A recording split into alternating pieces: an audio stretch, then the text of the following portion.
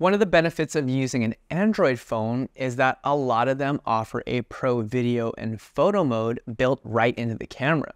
So you don't have to worry about downloading or paying for a third-party camera app. The built-in pro camera mode gives you the ability to adjust all of your settings you'd want to, like ISO, shutter speed, and white balance. You even have the ability to switch to a higher quality video codec. If you're on an Android device and watching this video, I encourage you to open the app and follow along. To see if your Android phone has a pro camera app, start by opening the camera app on the phone. Once you switch from photo to video, you'll see an option for more. You'll get a list of other cool camera options. Select the Pro Video Camera mode. So here's an overview of the Pro Camera mode, starting with everything on the left side of the camera. This button at the very top left will allow you to adjust the look of your image. Once you select it, you'll have the option on the right to adjust the color tint, saturation, shadows, and contrast. I like to keep all of these things unchanged, but I forgot to change them back to 0 for this video, sorry. So just keep them at 0. Back on the left, below that, we have the ability to change our frame rates and resolution. You have the ability to select Full HD, Ultra HD, also known as 4K, and even up to 8K in a variety of different frame rates. I like to shoot at 4K at 24 frames per second, so I'll go ahead and select that. Below the frame rates, we can select an aspect ratio to film with. I'm going to stick with 16:9. Below that is a lightning bolt, which will basically allow you to turn on the light on the back of the camera on and off, and let's just keep that off at all times. Below that is a little gear, which will open up our camera app settings. I like to scroll down and toggle off the video stabilization because I don't need it when I'm using my tripod to film. I also noticed that the frame of the shot is wider when the stabilization is turned off compared to when it is on. Stabilization adds a slight crop to your frame to help with stabilizing the camera phone's movement. So let's go ahead and just keep that off. I would recommend using stabilization if you're going to be filming anything handheld. We'll go over more camera settings towards the end of this video lesson. Next to the settings, we have our audio meter to see our audio levels when we're recording. Up top is the option to open the histogram, which is helpful with perfecting your image exposure. The far left of the graph is pure black, and the far right is pure white. Very generally speaking, you want to have your waveform and everything somewhat balanced in the center of the graph. If your image is underexposed, you'll notice it's all going to be to the left of the graph. And if it's way to the right of the graph, it's going to be overexposed. There are some exceptions to this rule, and it really depends on what's framed within your shot. I got a link to a video below this lesson that better explains how the histogram works. On the right side, at the top, are our zoom options.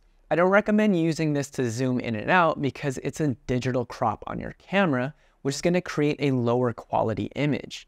Instead, I would recommend using the options to switch from the wide shot to the telephoto or super telephoto and ultra wide camera and lenses. Below the zoom, we can select a microphone option. Omni will record audio from in front and the back of the phone, and rear will focus on capturing audio from behind the phone, like at my prep table, for example. On the right, you can adjust the gain or how sensitive the mic is to sound. If you plugged in a wireless microphone into the camera, you'll see the option to select and adjust those up top. Below the mic is the option to adjust your white balance. On the right, you can scroll up or down to select your Kelvin color temperature. You can select auto below if you want to go back to auto white balance. Don't shoot anything in auto white balance though. My lights in my kitchen and my light kit are set to 5000 Kelvin, so I'm going to switch my white balance to 5000 Kelvin to match. Part of this video is one of over 80 video lessons in my Cooking Creators course. I'll teach you everything there is to know about how to plan, film, and edit cooking videos with just your smartphone. There's also modules teaching social media strategy to grow a following, and a module talking about ways to monetize your recipes and get brand deals. I'll have a link in the description if you're interested, and if you stay till the end of this video, I'll have a discount code on the screen that can save you an additional 20% off. Below that is the focus settings. Center means that the camera will only focus on the very center of the shot, which is my preferred focus mode. Multi is going to give you multiple points of focus on your screen. Manual will let you use the slider on the right to manually move your focus point. The green outline is known as focus peaking, and whatever has green outline around it is what's in focus. This is a great mode to use for top-down shots to lock the focus on your food so it doesn't shift to your hands when you're reaching into the shot to stir or flip your food. Below the focus settings is the EV, or exposure value, which is an easy way to adjust the brightness of your image while shooting in auto exposure mode. Keep that at 0 because we're going to manually adjust our exposure. Below EV is our shutter speed, and you can use the slider on the right to change your shutter speed.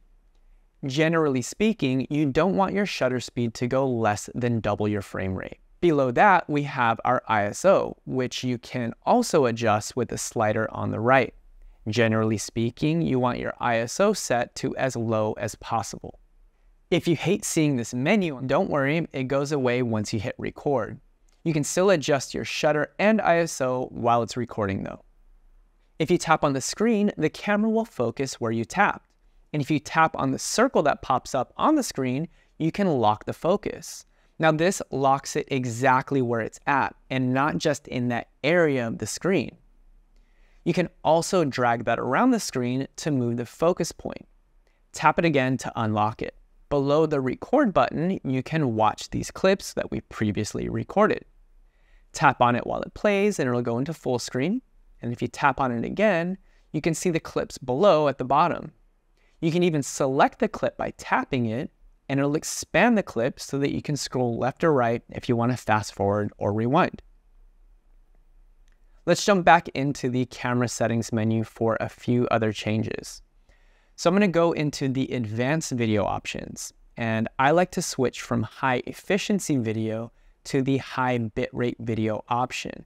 This is going to give you a higher quality video image, but the files will be larger and it's going to take up more space on your phone. Make sure to leave HDR10 Plus toggled off. And then I'm going to hit the back button to return to the previous menu. The tracking autofocus mode is a great feature to use for when you're doing any on-camera talking stuff. When you're in frame, you can tap on your face and the camera will track you or whatever you're filming in the frame of the shot. You'll see a little box around the subject that is tracking. Another useful tool is the grid lines, which I like to keep toggled on. This adds a tic-tac-toe rule of thirds grid to your screen to help with composing your shot. Another cool feature in the Android phones is in the shooting methods menu. I like to turn off the show palm option and turn on the voice commands option. This is great for when you're filming yourself. You can say, "Record video," and the camera will start recording. You still have to press stop recording on the camera though if you want to cut. So those are pretty much the only settings that I mess with in the Pro Camera menu. One other setting that I do like to change is on the Pro Photo app. So if you go back to more in the camera selection and you select the Pro Camera app next to the Pro Video option, I like to switch the aspect ratio from 4:3 to 16:9 because this is the resolution for YouTube thumbnail photos. In the settings menu, I like to go to the advanced picture options and select the Pro mode. And then I like to select to shoot in both RAW and JPEG formats. This is going to give you the best image quality and flexibility when it comes to editing your photos. But that's it for this lesson, and I will catch you in the next one.